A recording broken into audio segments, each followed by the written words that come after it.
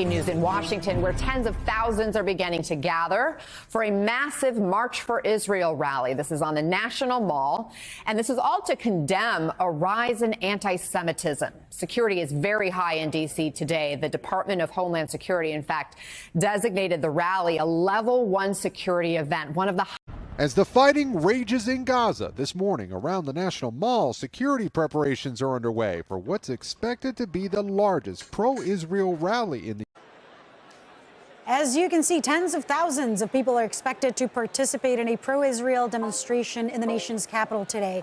The March for Israel rally comes more than a month after the beginning of the war.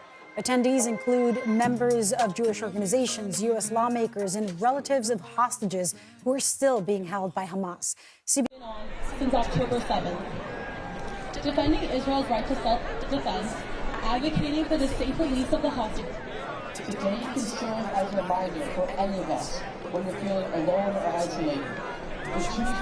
Facing the warmth of our community and the use of opportunities to listen, learn, and lead. When we return to our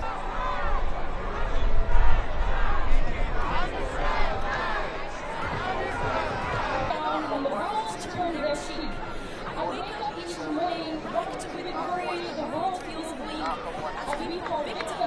DHS has designated this a level 1 event, and that's the same level you see for things like the Super Bowl.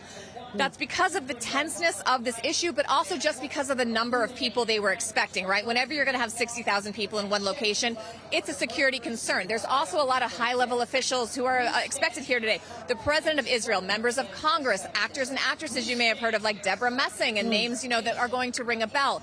So security is very high. So far from where we are, and we are inside the pen, we have not seen a lot of counter-protesters. Even when I was here early this morning, I wasn't seeing a lot of that. There are some groups who specifically asked their pro-Palestinian demonstrators to stay away from this event today.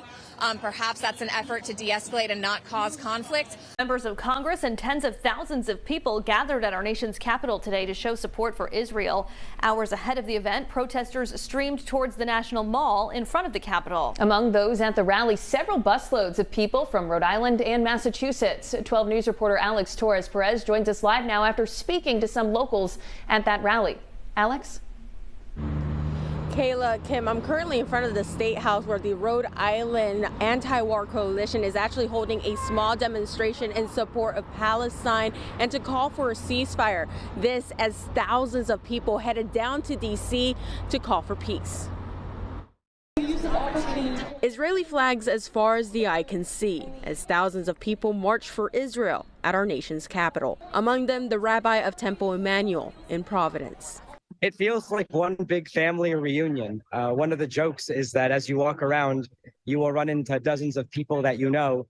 And it's been so nice to see friends as well as my colleagues and even members of my family who I've run across to by surprise, by chance. Defending Israel's right to self. Michael Fell, along with thousands of others, are calling for Hamas to release all hostages in Gaza following the deadly attack on October 7th.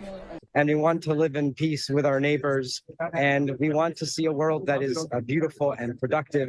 No one here wants a war. Thousands around the world, including the Rhode Island Anti-War Committee, are calling for a ceasefire, but not everyone supports that call. The Israeli government is already giving pauses to allow for humanitarian aid and for allow movement of people within Gaza. Many of us believe that a ceasefire right now would simply empower Hamas to continue firing rockets, to continue holding on to the hostages. Fell, along with other local Jewish leaders, took a moment to meet with Rhode Island legislators to thank them for their support, a day after they received a letter signed by more than 100 of their constituents saying, quote, only Hamas's surrender and complete hostage release can really save civilian lives.